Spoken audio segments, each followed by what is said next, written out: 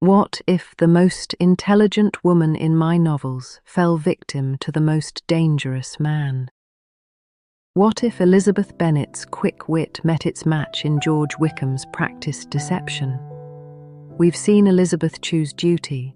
We've seen her choose love. Today, we see what happens when she chooses a lie. Picture this: September 1811, before Elizabeth learns anything of Wickham's true character. While in our familiar story she would eventually discover his nature through painful experience, in this timeline he strikes first, and with devastating precision. George Wickham arrives in Meryton not as a careless fortune hunter, but as a man with a specific plan. Through garrison gossip and careful observation, he's learned of Mr. Darcy's growing interest in Elizabeth Bennet. He sees the perfect opportunity for revenge. He will seduce away the woman Darcy has begun to admire, destroying her in the process and breaking Darcy's heart.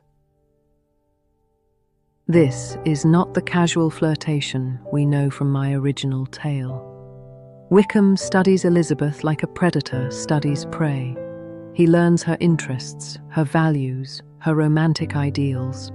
He discovers her love of literature, her sense of justice, her disdain for pride and social pretension. Armed with this knowledge, he crafts himself into everything Darcy appears not to be. He presents himself as accessible where Darcy seems aloof, charming where Darcy appears proud, sympathetic to those beneath his station where Darcy seems condescending. He shares his carefully constructed, tragic history, painting himself as the wronged victim of aristocratic cruelty, the good man crushed by Darcy's pride and prejudice. Elizabeth, with no reason to doubt his word and every reason to believe his account confirms her worst impressions of Darcy, becomes not just charmed but genuinely convinced of Wickham's nobility. He doesn't simply court her, he makes her his confidant, his champion, his defender.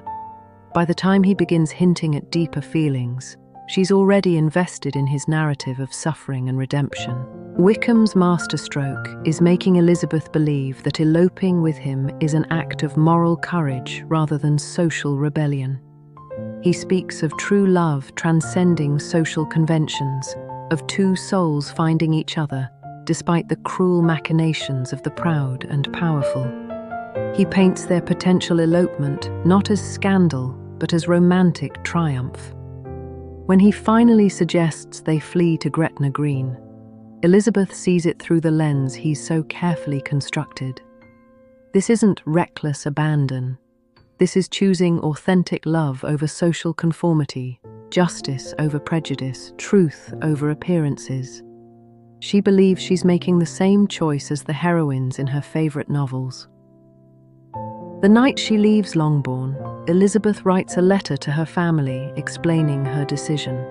She expects them to understand her pursuit of genuine happiness over social convenience. She believes she's following her heart and her principles, never realizing she's walking directly into a trap that will destroy everything she holds dear. The elopement itself seems like a romantic adventure. Elizabeth feels liberated, principled, and deeply in love as they race toward Scotland. The Bennet family wakes to find Elizabeth gone, and their world collapses in ways that Lydia's similar flight never could have achieved. This is not the silly youngest daughter acting on impulse. This is Elizabeth, the sensible one, the family's hope for respectability, the daughter everyone trusted to make wise choices. Mr. Bennet's reaction is devastating. His favourite child, the one whose judgment he respected above all others, has seemingly abandoned every principle he thought she possessed. The shock doesn't just surprise him, it breaks something fundamental in his understanding of his children and himself as a father. Mrs. Bennet's hysteria reaches new heights, but it's mixed with genuine bewilderment. How could Elizabeth, who criticised Charlotte's practical marriage, who valued authentic feeling above all else, have chosen such a destructive path? Jane's gentle nature struggles to comprehend her beloved sister's choice. The Jane who might have defended Lydia's romantic folly finds herself unable to understand Elizabeth's calculated deception of the family who trusted her completely. Most tragically, the scandal affects each remaining daughter differently but devastatingly.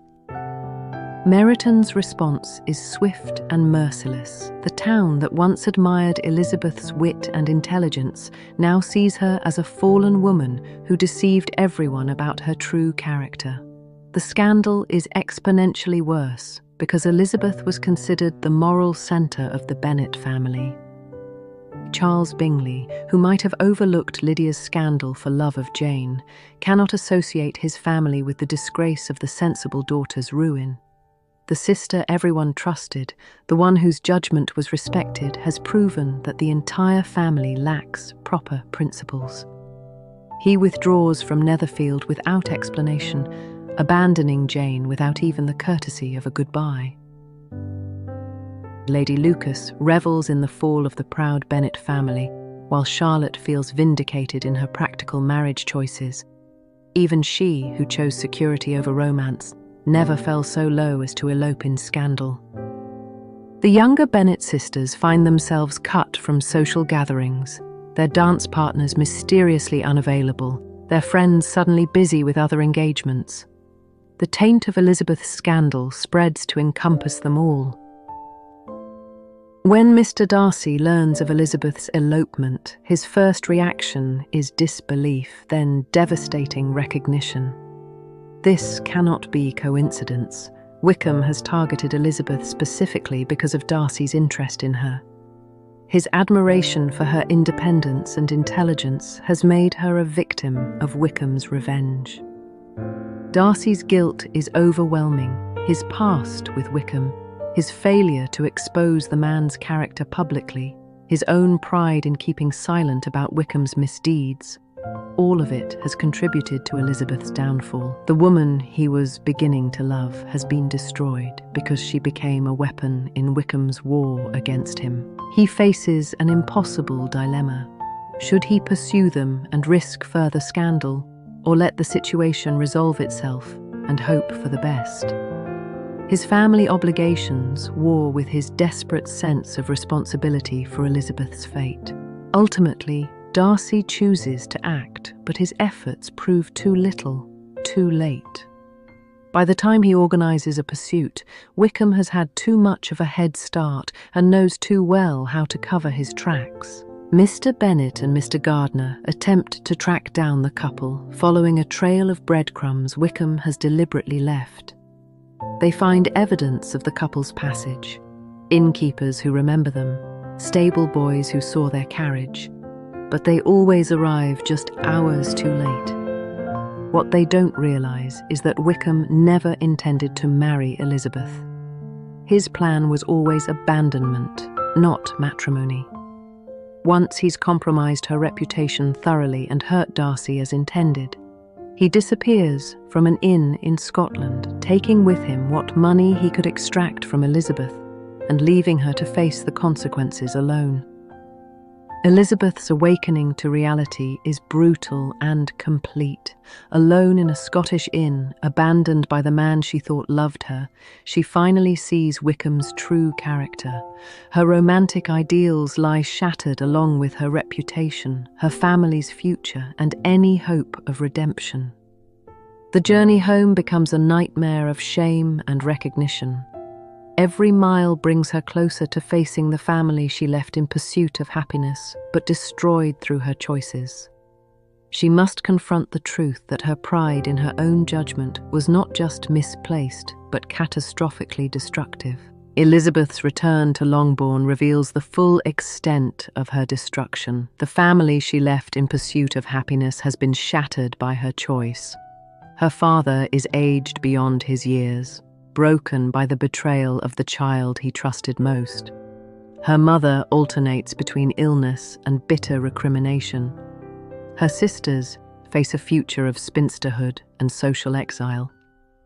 Jane, who might have been happy as Mrs. Bingley, instead becomes Elizabeth's caretaker and the family's sole source of strength. Her own life and happiness are forfeit to her sister's scandal, yet she bears it with characteristic grace, never once reproaching Elizabeth for the cost of her romantic folly. Mary becomes harsh and judgmental, using Elizabeth's fall as proof of the dangers of pride and romantic delusion. Her sermons, once tedious, now carry the weight of lived tragedy. Kitty and Lydia face lives as spinsters or worse, their marriage prospects destroyed by association with Elizabeth's scandal. The youngest girls, who should be preparing for their own romantic futures, instead confront a lifetime of reduced circumstances and social ostracism. The complete social isolation is devastating. No respectable family will associate with them, even servants gossip and judge. The shame and stress of Elizabeth's scandal, combined with the financial ruin of attempting to pursue Wickham across England and Scotland, breaks Mr. Bennet's health completely. The man who once found refuge in his library and his wit becomes a shadow of himself, dying within months of Elizabeth's return. With Mr. Bennet's death, the entailment becomes their final punishment. Mr. Collins, who in another timeline might have been their salvation through Elizabeth's marriage, now inherits Longbourn from a family he cannot possibly associate with. The Bennet women face immediate homelessness along with their social ruin. The family that once lived as genteel country gentry now scatters to the winds like leaves in a storm. Jane finds employment as a governess, using her gentle nature and education to support herself in reduced circumstances, knowing she will never marry respectably now. Elizabeth faces life as a social pariah, unable to marry respectably or find decent employment due to her reputation. She becomes dependent on the reluctant charity of distant relatives who take her in as a burden and a cautionary tale. Kitty and Lydia face uncertain futures, perhaps as companions to elderly relatives or workers in trade, their genteel upbringing now a burden rather than an advantage. The social graces that should have helped them find husbands instead highlight their fall from respectability. Mrs. Bennet lives out her days in bitter poverty, sustained only by resentment toward the daughter whose romantic folly destroyed them all. The woman who once dreamed of advantageous marriages for all her girls now sees them scattered and ruined. Mr. Darcy lives with the knowledge that his feelings contributed to Elizabeth's destruction. Though he bears no direct blame for Wickham's actions, he cannot escape the guilt of knowing that his interest in Elizabeth made her a target. The woman he might have loved is lost not to another man's superior claim, but to his own enemy's revenge. Wickham himself disappears entirely, his revenge complete. He moves on to other schemes, other victims, other destructions, leaving behind the wreckage of the Bennet family as testimony to his skill at manipulation and his capacity for cruelty. In this darkest of timelines, we see how even the most intelligent among us can fall victim to sophisticated deception. Elizabeth's downfall came not from stupidity, but from the very qualities we admired in her: her sense of justice, her romantic ideals, her confidence in her own judgment. Wickham understood that the best way to deceive intelligent people is to appeal to their intelligence, to make them feel they're seeing through surface appearances to deeper truths. He used Elizabeth's own values as weapons against her, turning her greatest strengths into the tools of her destruction. This tale reminds us that in my world, as in yours, individual choices ripple outward to affect entire communities. One person's scandal could destroy not just themselves, but everyone connected to them. A harsh reality of social interdependence that we sometimes forget in our modern emphasis on individual freedom. But what if someone had acted differently? What if one person had spoken up to warn Elizabeth before it was too late? Next time on What If Austen, What if Darcy had exposed Wickham's past from the beginning, where one act of courage might have saved them all?